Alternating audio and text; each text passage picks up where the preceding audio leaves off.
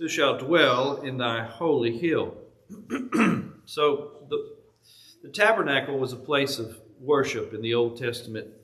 It's what God sent the children of Israel to set them plans. They wanted to build him a house of worship.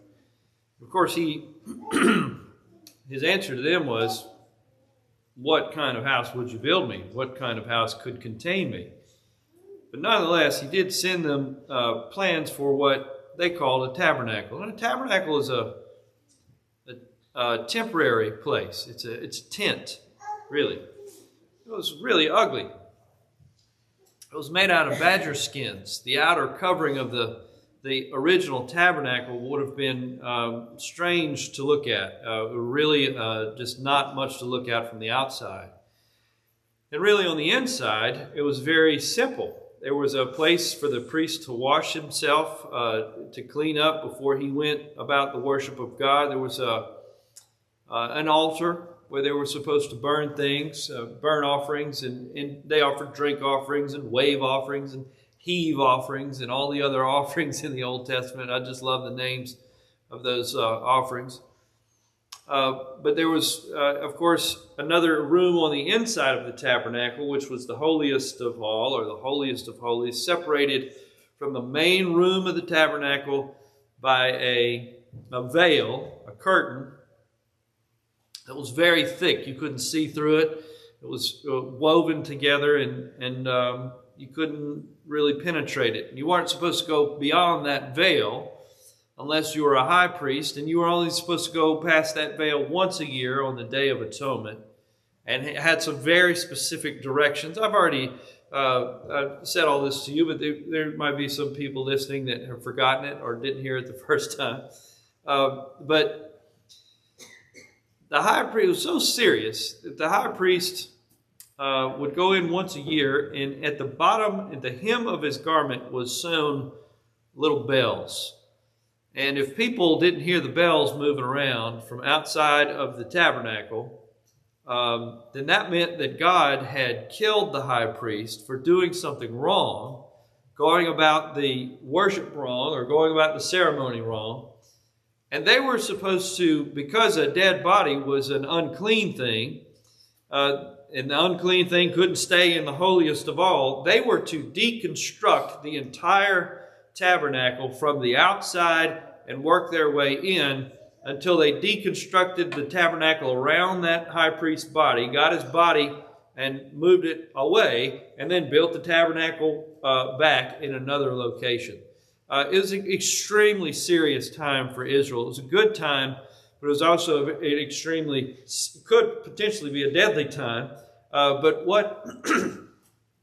what God promised he would do is that if he was pleased with what the high priest was doing, he would come down in a pillar of cloud and dwell between the angels that faced each other, that were on top of the Ark of the Covenant. There were two angels facing each other with their wings outstretched, covering their faces. God said he would dwell in the cloud, and by dwelling in the cloud and filling the entire room of the holiest of all with his presence, with a cloud of his presence, everyone, including the high priest, would know that the Day of Atonement was a success, that they had pleased the Lord had heard their prayers, and they were going to be blessed for the upcoming year. And that's how Israel would know that God was pleased with their sacrifice. But the high priest would have to come out and tell them about the experience. No one else got to experience the experience. No one else would ever be in the holiest of all. It was just one person, one time of year, would experience the felt and visible and visceral presence of the Lord. Otherwise, you just had to take his word for it. You just had to hear him describe it. And I don't know if you've ever heard somebody describe the experience of eating a steak comparative to the actual experience of actually eating a steak, but it's quite different. It's quite a different experience. I'm picking steak because steak's one of my favorite things to eat. Or perhaps a cheeseburger, a really good cheeseburger. I like cheeseburgers too. I don't apologize for that. I'm an American and we eat cheeseburgers. I love a good cheeseburger. And I could tell you all about it.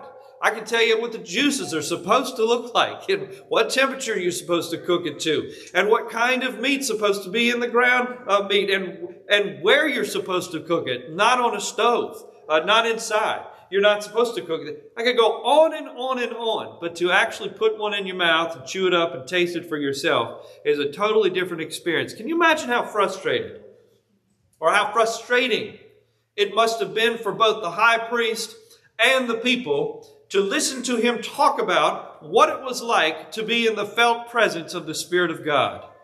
What it was like to see a pillar of cloud come down from heaven and God to fill the room that he was in, and they could feel it and see it and hear it. Perhaps perhaps there was an inner feeling that he got. I know that there is when I feel the Spirit of God. But there was really an exclusive experience. And it excluded not only all Gentiles, but it excluded all Jewish people that weren't the high priest. Must have been extremely frustrating. And what David says is, they think they might know the answer to this, who is it, Lord, who shall abide in thy tabernacle? Who gets to stay there with you? Who gets to live in your house with you? That's the implication here. And who shall dwell in the holy hill? The holy hill, of course, is the place where the temple was built in Jerusalem. It's the holiest of all hills in the world. The actual tabernacle was converted into a temple during the reign of David. David began to build a temple, or at least he assembled the parts for it, and his son Solomon finished it. But the holy hill is where worship happened in Jerusalem. And David is in around Jerusalem at this point. He's going to begin to answer this question. So the question is, who gets to dwell with the Lord? Or who does the Lord dwell with? And if you've never walked with the Lord, me trying to describe it to you is going to be a frustrating experience for both of us. I've tried to explain it to people before. There's really not much I can say about it, other than if you've never experienced it, there's not much I can do to explain it to you. It's peace, it's joy, it's euphoria, almost sometimes. I don't know if euphoric is even the right word. You just feel like, I don't know. I really don't know how to describe it. But I've been in the presence of the Lord before. I know I have. I know I've walked with the Lord before, and I know He's walked with me. And if you've never experienced that, then it's going to be extremely frustrating for both of us to talk, because I'm not going to be able to get across to you. But I can tell you, it is something you want to do. It's not something that you want to not do. It is something that you definitely want to do. And the more often you can do it, the better. And sometimes you're walking 10 steps behind Him, and sometimes He's walking 10 steps behind you, and sometimes it feels like He's walking right beside you and He's got His arm around you. It's a wonderful experience. And that's what David is asking about. He's saying, who gets to have that experience? Who walks with the Lord? Who gets to dwell in His temple? Who gets to see the pillar of cloud? Who gets to experience that? And the answer, of course, should be the high priest. And that should be the end of the psalm, right? And we shut the book and go home. But then he begins to answer it this way. He says, he that walketh uprightly, he that and worketh righteousness, and speaketh the truth in his heart. I like that. We talk about grace a lot in the Primitive Baptist Church, and we do believe in grace and we believe in mercy. But we also believe that obligates us to obedience. We also believe not only does it obligate us to obedience, but we also believe that there's such a thing as the Spirit of God.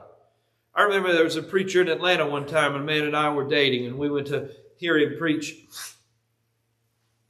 He had the same last name as my wife, and it was her dad.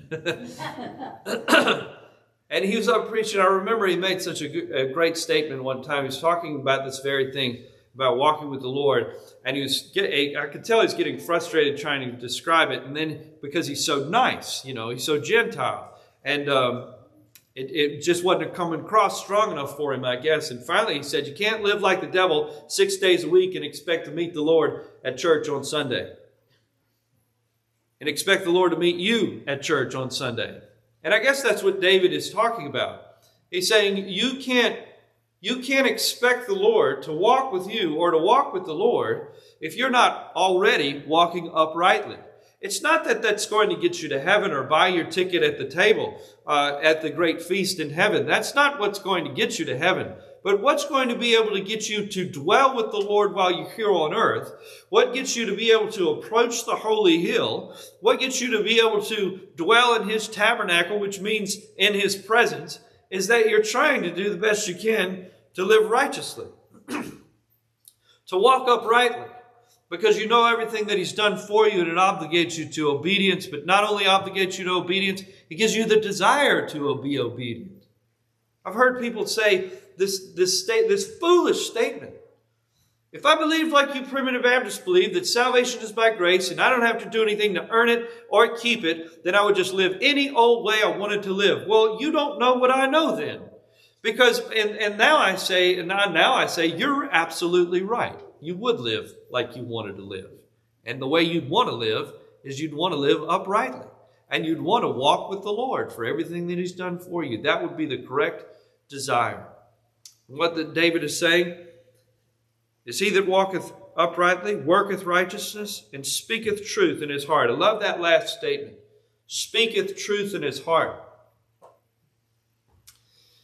There's a lot of people that speak the truth out loud. You ever notice these people that are extremely judgmental of everyone else? They've got something to say about every situation. They've got some truth to speak. I've got my truth and you've got your truth, and let me just speak my truth. And they've got so much truth, but they lie to themselves. They're lying to themselves in their heart about what is right and what is wrong. Again, one of my favorite passages in the New Testament talking about preachers is this, and it applies to all of us. In meekness. That doesn't say weakness. Meekness doesn't mean weakness. Meekness just means quiet. But quiet doesn't mean weak. In meekness, instructing those that oppose themselves, that God peradventure would give them repentance, that they may acknowledge the truth and recover themselves out of the snare of the devil, who are taken captive of him at his will.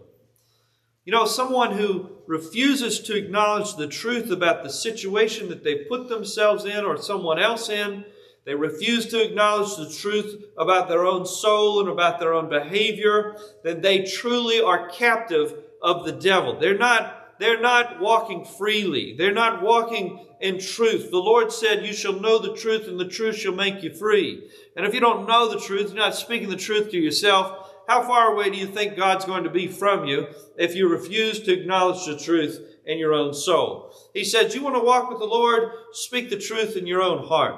It's he that speaks the truth in his own heart that gets to walk with the Lord and dwell with him in his holy tabernacle. He that backbiteth not with his tongue. Do you know, I love that old prayer. I saw it, and I'm not going to be able to remember the whole thing, but I remember a piece of it. It was hanging above an old brother's table that I went to eat with one time. It says, Jesus. It said, Jesus is the silent guest at this table every time we eat, and the listener to all of our conversations. That's a great perspective, isn't it? You can talk about people all you want to behind their back. That's what a backbiter does. It's somebody that waits until somebody else's back is turned and then begins to bite at their back and chew their back, but would never do it to their face. But you can backbite someone all you want to, And you can think that you are doing it in such a way that they would never find out that it was you that bit their back. The only problem with that is that the Lord's listening. The Lord's listening. He's the silent guest at all your meals. He's the silent listener to all your conversations, good or bad. And if you're backbiting, you got something to say, you need to say it to someone's face. You don't need to say it to their back or behind their back. Why? Because He's listening. He doesn't like that. He's not going to follow you down that path. You're not going to get to enjoy the presence of the Lord if you're a backbiter. That's what He's saying. And if you're engaged in that behavior, you need to stop it. If you want to dwell with the Lord, if you don't have any interest in walking with the Lord, then don't worry about it. Continue to talk about people behind their back. And I've always thought those people are super paranoid because they also believe everybody else is talking about them behind their back. Oh man, what a way to live. Backbiteth not with his tongue, nor doeth evil to his neighbor, nor taketh up a reproach against his neighbor. You know, the word reproach means taunt. We live in a day and age where we love to taunt people. Not good. Not good at all. You don't want to kick a man when he's down. The Lord says, hold up the hands that hang down and the feeble knees. Let it be healed rather than let it be turned out of the way. Let us bear one another's burdens and so fulfill the law of Christ. There is nothing in the Bible that tells us that we ought to kick a man when he's down, or taunt somebody when they're weak, or make fun of somebody when they don't have it all together. As a matter of fact, it does nothing for them, and it does nothing for you, because, again, the Lord's listening. The Lord hears it, and the Lord's not attracted to it. The Lord's not going to walk with you in that. So you've got a mouthful of backbiting. You got a mouthful of taunting.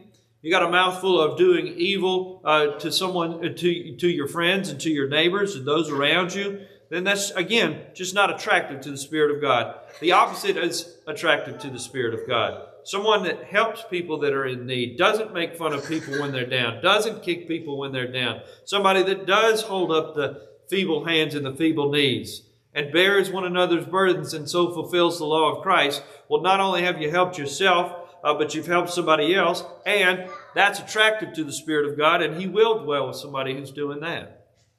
He will come around when someone's doing that. He will bless your presence, bless you with His presence, if that's how you're behaving and speaking. In whose eyes a vile person is condemned, but he honoreth them that fear the Lord. He that sweareth to his own hurt and changeth not. That seems to be a change, doesn't it? I had to ponder that one, because there's no...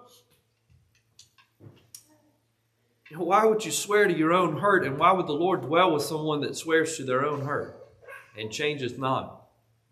Somebody that's stubborn. Why would the Lord say He's going to dwell with somebody that's stubborn? This is just somebody that you can count on. That's all it's saying. There's somebody that when they give their word, you can believe it. That when they give you an oath and they say, I'm going to be there on Tuesday, it means they'll be there on Tuesday. You can count on them to be there on Tuesday. And they'll break themselves trying to get to you on Tuesday if they told you that they were going to get to you on Tuesday. I've known a lot of people. I've known a lot of good people in my life. But we find it hard. I just think we've got so many obligations in a modern society. We've got so many obligations in a modern society. Everybody's so busy. We've overbooked and triple booked and quadruple booked ourselves. We can't remember where we're supposed to be and when we're supposed to be there. A lot of us can't. So then our word gets watered down to the point that no one can count on anybody, because nobody really gives their word anymore, and you really can't count on your word. You know, that's why we have to have contracts. I've heard that in this country, people used to do business with a handshake. Lots and lots of money transpired, changed hands. And big deals were done just based on a handshake. Nobody had any contracts, because if somebody gave you their word and shook on it, that was it. Oh, whether it ended up being a bad deal for them or not, they weren't going to try to get out of the deal. They just do it and say, well, I should have known better, but I'm going to do what I said I was going to do. There are still people like that, though. One time I had a house that needed tearing down, and I called this man. I said, would you drive by and look at it and see how much you're going to charge me to tear it down? And he did. He called me and he gave me the price, and I thought, well, that's the cheapest thing I've ever heard in my life. I said, yeah, go ahead and do it. And I knew a little bit more about what was involved, I guess, than he did. He just drove by and looked at it, I guess, which probably was a lesson to him. He called me back after he got started. He said, hey, man, there's a little bit more involved over here than I thought it was. I didn't say anything. I said, yeah. He said, but I gave you my word. I told you I'm going to lose money on the deal. I just want you to know that. But I'm going to do it for what I said I was going to do it for. I said, good man. I continue to recommend you to everybody I know. That's wonderful. But not only that, the Lord says he's dwelling with people like that. The Lord said he'd be with people like that.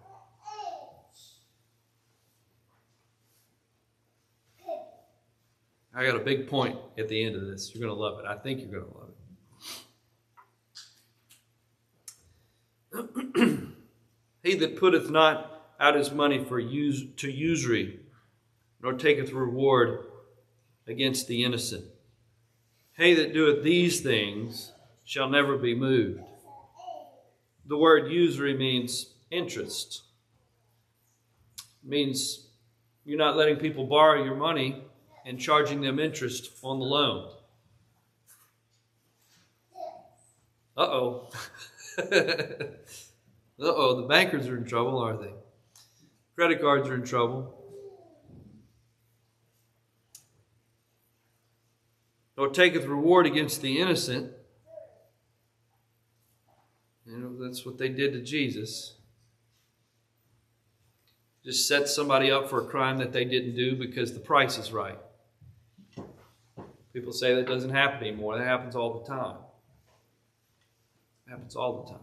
It's been happening for thousands of years. What makes us think it's not going to happen? It happens all the time. Certainly, the love of money is the root of all evil. It gets you to do things that you wish you wouldn't have done. Did you notice all these characteristics have something in common? It's what the Lord said he will dwell with, are characteristics of his own. The Lord doesn't give his word and break his word. The Lord indeed walks uprightly. The Lord does good to his neighbors. The Lord is not going to backbite and speak evil against us. The Lord certainly doesn't taunt us when we need something. He tells us not to taunt each other, or that he won't dwell with people that do that. Well, that's because he doesn't do that. One of the greatest examples I know of this is that if any man lack wisdom, let him ask of God, which giveth liberally and upbraideth not. The word upbraid means make fun of. I love that verse. Because that means when I'm foolish and I'm ignorant and I don't have enough wisdom to make a decision, although I should have the wisdom to make the decision, I've lived long enough to have I should have enough wisdom to make decisions that I need to make. You ever felt like that? I should know the answer to this question, but I don't. I should know the answer to this situation, but I'm lost. I have no idea what to do. I don't know how to handle this. You know, you go to the Lord and ask for wisdom about that situation, and the Bible says that even though you should know the answer to the question, he'll give you wisdom and won't make fun of you for asking. One of the worst teachers in the world make fun of children for asking questions. Those are the worst. That's an absolute wrong way to teach somebody a lesson. The right way to teach somebody a lesson is that even if you've said it 7 times and they need to hear it 8, say it patiently one more time, at least one more time. If they need to hear it 9 or 10 more times, say it 9 or 10 more times in 10 more different ways. You know, I got the pleasure to work with teachers. One of the things I find myself repeating is telling them to repeat themselves. Did y'all get that? Child's not a computer. They're not going to get it the first time you say it. They probably won't get it the third time you say it. And even though this kid got it the third time, this kid might not get it the 7th time because he was paying attention to what so-and-so was saying, or he was worried about the gum that he was chewing, or whatever. You might have to end up saying it 25 times each to each individual student. You know, the Lord treats us that way. However many times you need to hear it, He's going to say it. He'll speak it to your heart, and He's not going to make fun of you for it, and He's not going to talk about you behind your back. He's not going to go tell the angels, you know that John Mizell? I tell you what, he is a complete fool. He asks me the same question every day. Every day he's asking for mercy and forgiveness. Can you believe that, angels? I mean, he just doesn't do it. And so is it any mystery? Is it any mystery that he'd walk with people that aren't doing that? He's explained to you his own characteristics. You want to walk the Lord? Be like the Lord. Try to be like the Lord. You want the Lord to walk with you? Follow Him. Follow Him where He goes. See where He takes you. I promise you, He won't lead you in a wrong path, in a wrong direction. He said, "He that doeth these things shall never be moved." It brings stability. The Lord's Spirit in our lives brings stability and confidence that you can't buy and you can't read about in another book. You can't get it by paying for it. He just shows up and leads you by His own right hand. It's been my prayer for years. Lead me by your right hand, which in my mind, I picture a little child taking his father's right hand. Just lead me around like a little child. I know I'll be in the right direction. I'll be safe. And if you'll lead me by your right hand, I'll be close enough to touch you. You close enough to touch me. I know I'll never be in too bad a danger. And that's my prayer for all of us. Who will dwell, Lord, who will dwell in the tabernacle? And who gets to dwell in thy holy hill? People that act like Him. And he that doeth these things shall never be moved. God bless you is my prayer. Thank you for listening this morning. Hope you've got a blessing out of it. If one or more would like to join this church, you come while we sing Amazing Grace. Stand while we sing. Amazing grace, how sweet